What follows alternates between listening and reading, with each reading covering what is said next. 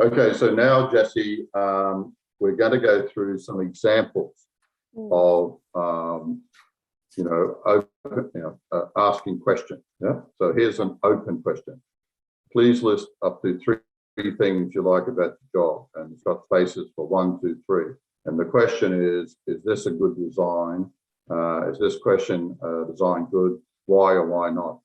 Well, it's probably not, right? Because, you're probably not going to get the answer that, to your research question, right? So depending upon what your research question is,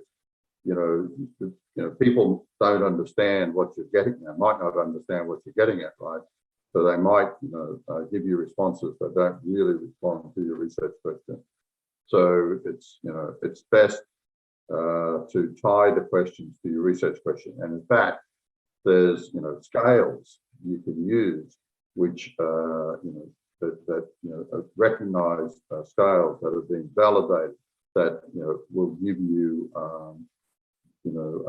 job satisfaction, things that make you satisfied about your job. So a number of questions that you can put together, and that'll tell you what people think of their job. Okay, over to you, Jessie. Yeah, thanks. Như vậy các bạn nghĩ cái câu hỏi survey này nó thực sự là good hay là không?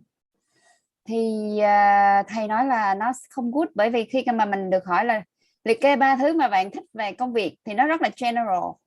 Cái thứ hai, một cái mistake, cái thứ hai là mình không thấy cái scale rõ ràng, không có biết cái thằng nào 1, 2, 3, cái thằng nào là higher score hay là the third is a lower score, ví dụ như vậy, tức là cái nào là quan trọng nhất và cái nào là quan trọng cuối cùng, ví dụ như vậy. Thì đó là vấn đề, đặt câu hỏi này cũng sai. Và ví dụ như nếu mà mình chuyển cái câu hỏi này nó thành good thì mình có thể hỏi là ba thứ mà bạn có thể job satisfaction, tức là hài lòng về cái job của bạn, hơn là hỏi cái này là rất là chung. Yeah. Sẽ có những cái câu trả lời khác nhau và nó ảnh hưởng đến cái kết quả survey của bạn. Thậm chí là nói chung, cái Jessie có mở rộng thêm ra, thậm chí ví dụ như hỏi chung này thì có thể mình nói là I really like coffee machine at my job, right? Right? One of the 3 things I like. So we will give 100 or 1,000 options put into your survey research. Rất là nhiều cái câu trả lời và ảnh hưởng đến cái kết quả survey của các bạn. Thì đây không phải là một câu survey các bạn chuẩn bị là tốt, không phải là cái câu good survey. Yeah, câu hỏi tốt. Thank you, Tom. Thank you, Jessie.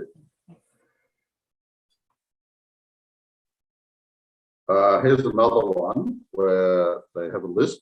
So the first one was open question. This is a list.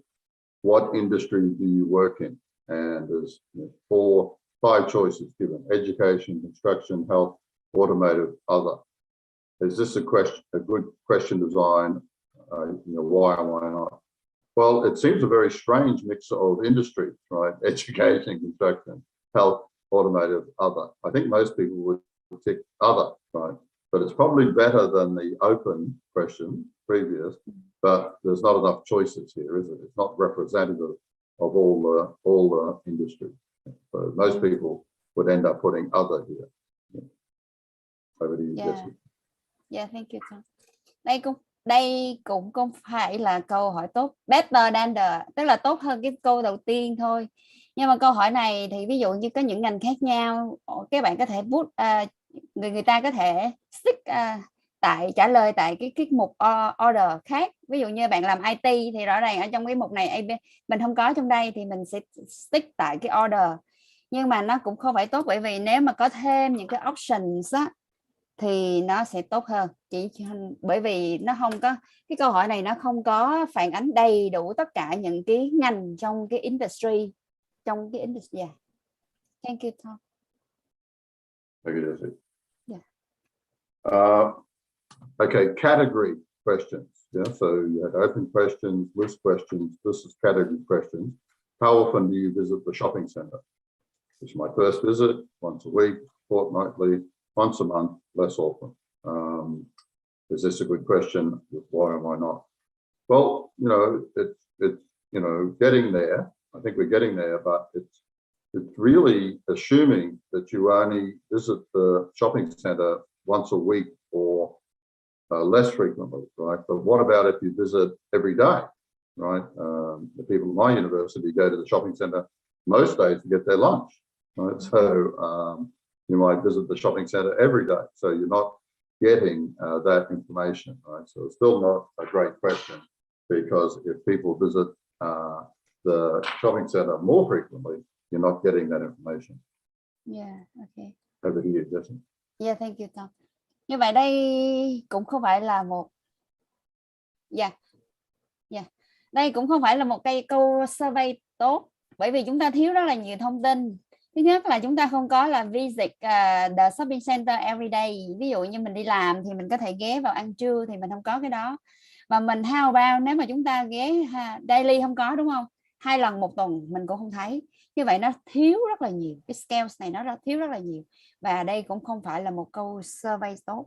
Nếu mà chúng ta có một cái range gọi là theo Jessie thì chúng ta có thể put cái first visit ra một bên, sau đó còn lại chúng ta sẽ có một cái range not very often until very often, thì nó sẽ là better hơn. Thank you, Tom. Yeah. Thank you, Jessie. So a ranking question. When buying a new car, which of these factors are most important? So it's a ranking question. So you put 1, 2, 3, 4. So the factor and importance. So emissions, boot size, depreciation, price. But it's a funny list, isn't it? It's okay, you can see what they're getting at, but it's a funny list of things, right? People might be more interested in the style, the color, the speed, all those sorts of things. The handling, that sort of thing. So there's only these 4 things aren't really representative, right? So you're probably not going to get answers to your research question with these four factors. Yes. Thank you. Đây cũng không thể là một câu survey tốt, bởi vì các bạn thấy đây là liệt kê 4 cái yếu tố ảnh hưởng đến cái việc lựa chọn mua xe mới của bạn. Thì chắc chắn mình sẽ thiếu rất là nhiều, nào là style, loại xe nào, mình cũng thiếu là màu sắc nào, đúng không? Như vậy thì và một cái mà chúng ta thấy nó hơi weird là carbon dioxide emission. Tức là khi mà thật sự bản thân tụi mình mua xe thì tụi mình cũng không có đến nỗi là rất là yêu môi trường đến nỗi mà care về cái đó, thật là humans. Thì thầy nói đây cũng không thể là một câu questionnaire, một cái câu survey tốt, bởi vì thiếu rất nhiều yếu tố. Yeah. Thank you, Tom. Thank you, Debbie. So rating questions. I feel employee views have influenced the decisions taken by management. Okay, you agree, tend to agree, tend to disagree, disagree.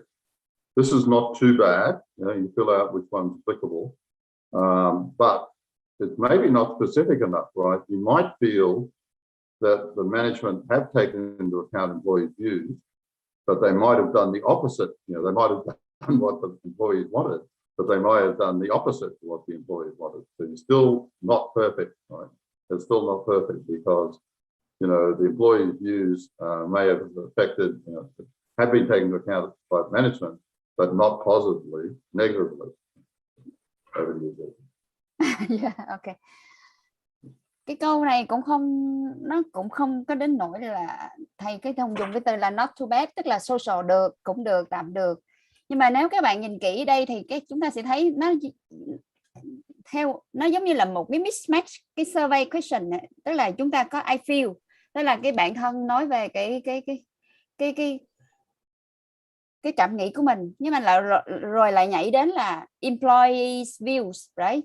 Cái là cái quan điểm của nhân viên, rồi lại ảnh hưởng đến cái ra quyết định của quản trị, management, right? Thì nó gợi dạng như cái kiểu là mismatch với nhau, thì có thể là nó sẽ, cái cách trả lời nó sẽ opposite với nhau. ví dụ agree, tend to disagree. Đó là cái cách của Tom. Nhưng mà đối với Jessie là nó vẫn còn thiếu ở neutral, ở giữa là có thể có những cái option khác nữa, chứ không phải là thiên về agree, disagree totally như vậy. Nên là vẫn rất là thiếu. Vậy cũng không phải là một cái câu survey tốt. Yeah. Thank you, Tom. Thank you, Jessie. And quantitative questions. What is your year of birth? So you might write 1988. So asking questions about age can be tricky, right? Because people don't like to tell you their age. So if you ask the age, you mightn't get a truthful answer. So sometimes asking the year is not a bad idea. It's not a bad compromise. And you can also go with ranges.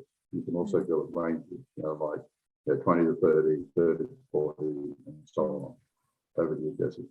Thank you. Như vậy có những câu hỏi về tuổi thì nó rất là sensitive, right? Đó là rất là nhạy cảm.